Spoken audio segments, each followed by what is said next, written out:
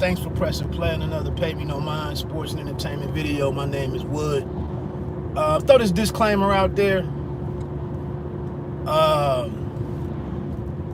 I'm only on here talking boxing to pass the time, you know.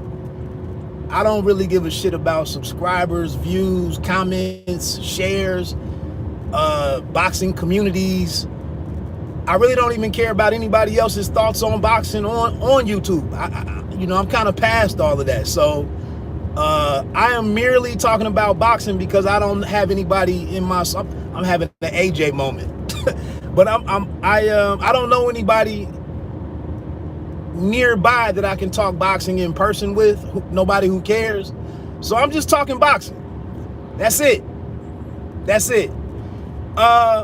One thing that I like to do with fights, I like to get to Monday morning, and kind of take a look at everything that's come out and collect my thoughts and everything and see how things play out, especially after big fights. What's good, man? What's good? I want to just drive home in the other talk that I did about this fight. Rounds 9 and 10 pretty much sum up everything with this fight. And it kind of sums up, it points directly to the futility of Anthony Joshua trying to fight a guy like Usyk. So I went back and checked on the CompuBox numbers. Not that CompuBox is 100% accurate, but it does tell a part of the story that I like to factor into how I look at fights. And so in the 9th round, Joshua had he led and landed punches. I think it was 28 or 29 to 8 or 9. It was nearly 30 to single digits from Usyk.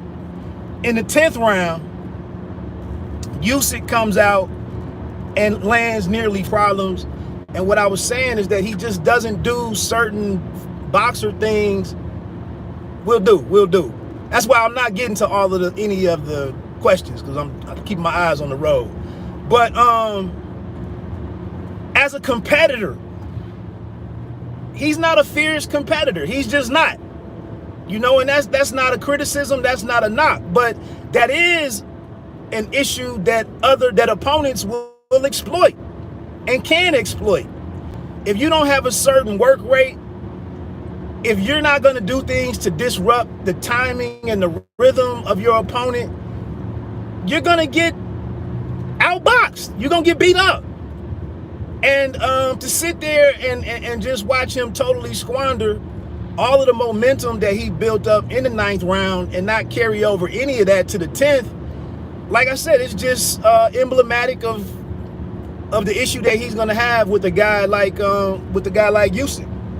One thing, and I'm only going to touch on this and get moving to the Jaime Munguia, why I brought up him. One thing I thought Anthony Joshua would have done was he was credited with landing a few more jabs in the first 2 to 3 rounds. It was 9 rounds of this fight where he only landed 2 or less jabs. Some of them it was no jabs. I don't know how you can be uncomfortable throwing your jab and you have the reach, height advantage. I know he doesn't have the hand speed advantage, but no jabs to the body. He was putting himself in harm's way trying to land the right hand to the body because you have to reach so far across to do that. And that's how he was running into so many shots from Usyk, was getting off balance, getting caught in between his steps. It was just horrible. But I thought he would have used the left hand to kind of hand check Usyk or stiff arm Usyk and disrupt his movement and keep him still for a minute because he wanted to hit him so badly and he wanted to land a power shot. I thought he would have used the left hand in that way. I also thought, as the bigger, more powerful, stronger guy, he didn't do any kind of framing on Usyk, again, to destabilize him or to position him where he wanted to punch to. And these are just things that I guess if you don't grow up in the right gym culture, you know, I know some of the old school trainers are no longer with us, so I don't know how you, well, I appreciate it, man. I don't know how you pick up these types of tactics if no one teaches it to you. And beyond that, I mean, if you're just not a competitor, because he was super upset after the fight, and he said it. He said he was mad at himself, and he was mad as hell at himself that he can't figure out this smaller fighter. I get it, but you being mad is not that doesn't solve anything. Like, getting the right kind of trainers, getting the right kind of tactics to help you be successful is the key. So I said, I'm not trying to be hard on the guy. I thought he did better than I thought he did a lot better than what many predicted. But I just think over those first 6 or 7 rounds, man, I think he got frustrated. I think Usyk's movement, his frenetic pace, all his little throwaway movements and everything, I just think that just frustrated the hell out of Joshua.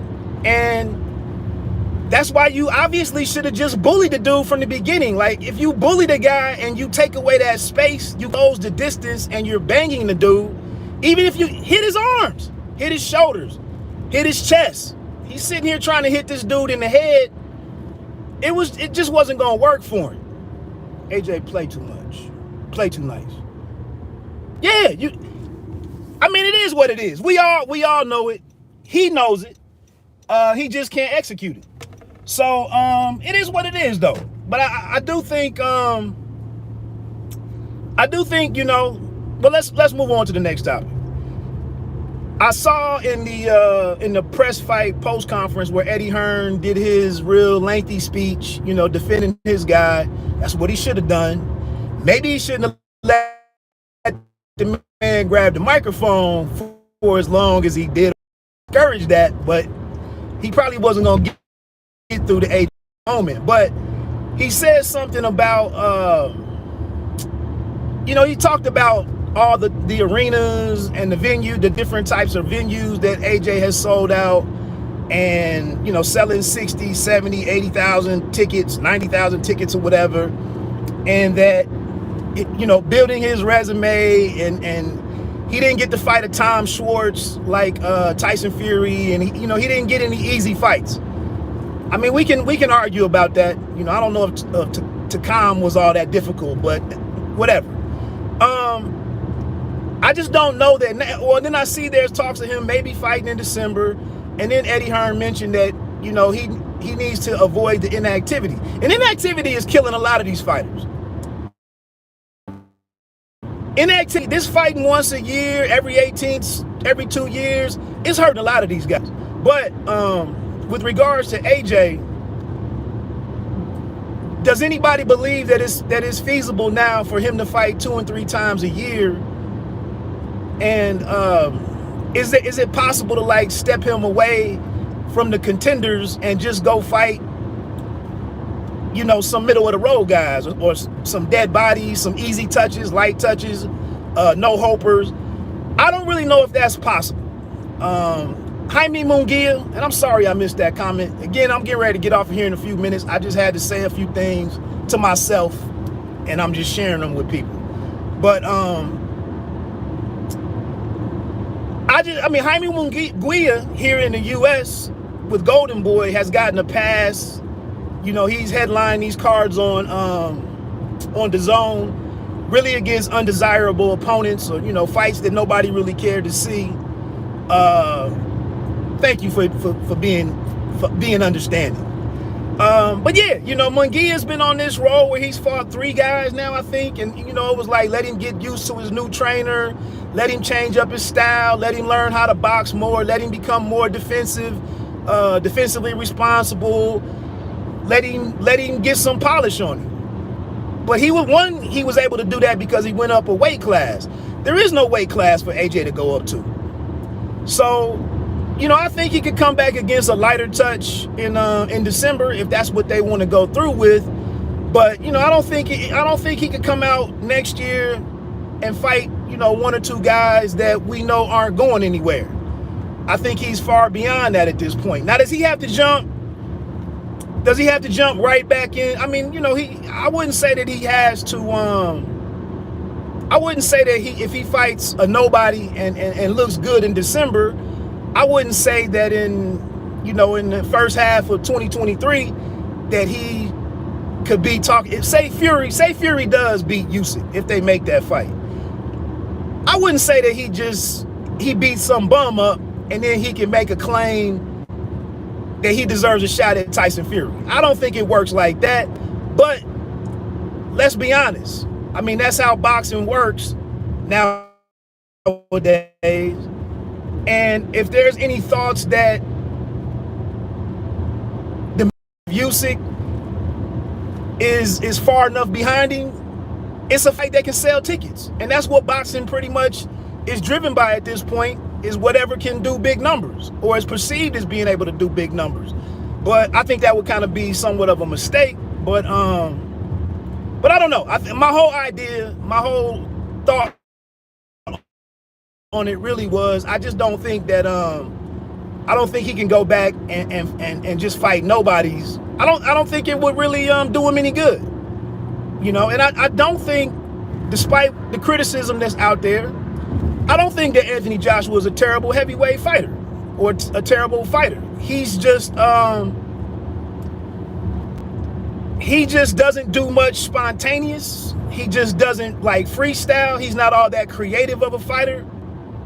He has a more thoughtful approach to the game, more cerebral, if you will. And if he doesn't get the right trainer to drill him and to train him properly, he's not going to go into the ring with the tools to complete the job or specific jobs.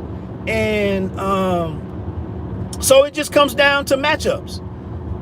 And obviously, thank you. What kind dude? Wilder, the fight, if they were to be able to set up a fight with Wilder, obviously that's that would be a big fight. So there's big opportunities and big business that's still left out there by AJ, definitely with. And then lastly, please don't tell me that this man doesn't have any heart, okay? That's bullshit. We keep saying this stupid shit about these fighters, man, but it's not a normal life. It's not a normal life to know that you got to go and fight a man in 3 months, and you both train and come into the ring ready to fight each other, and you get to fight week, and you have to stand in the presence of that opponent. You got to do photo shoots with that opponent, videos and stuff, promotional, all kind of promotional stuff with this person that you're going to have to climb into the ring with and fight. And then, to make it through fight week and do all the stare downs and then actually walk into the ring and then have a 10th round where you take nearly 40 punches. You can't tell me that Anthony Joshua doesn't have any heart. He may not be able to beat this particular fighter, but he's not a heartless person. He's not a coward. We got to quit saying that shit about people who box for a living. We get out here with some of this criticism of these guys because we don't like them personally and for whatever reasons. And we just say this shit we just say this bullshit about them because we don't like them. But most of the guys in that game are real fighters, and that's how they've chosen to earn a living and feed their families and earn money and whatnot. And they've taken on all kind of challenges that many of us would not do. I mean, so most of us wouldn't even spar. Most of us would not even spar with headgear and the heavy gloves on. I was at a gym for a couple of years, strictly working to get in shape, strictly working out to get in shape. And once I finally did get in shape and everything and had some thoughts about starting to spar, I never acted on none of that shit. I gotta be honest with you. Like, most of us, we would only get into a fight if provoked, you know, if we had to defend ourselves. But not all of us are just walking around just eagerly fighting other people. That's just not true. So I get tired of this shit that these guys don't have any heart. He may not have had the skill set to take out this one opponent, but the man has heart.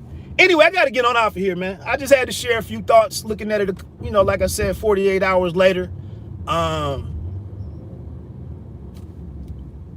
We'll see what happens next. You know, I'd be interested to see if they do get him back in December.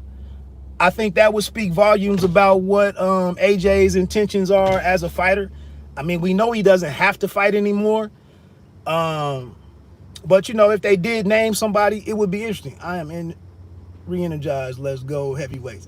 I am too. You know, I agree that AJ, the belts being out of the picture, you don't have to worry about these mandatories. You don't have to worry about trying to line up this undisputed fight that they took a crack at a couple of times. Now, I mean, people are still going to continue to hate the guy, but I think the hatred will be turned down to a degree. And, you know, he can find himself again. You know, I think sitting there watching him on the stage, looking all dejected and head down and embarrassed, frustrated as hell, all of that shit, like, in time, all of that shit will go away. And he can find himself. And if he wants to take a crack at it again, he can do it. Anyway, man, that's it. I got to get on out of here. Have a great day. Peace.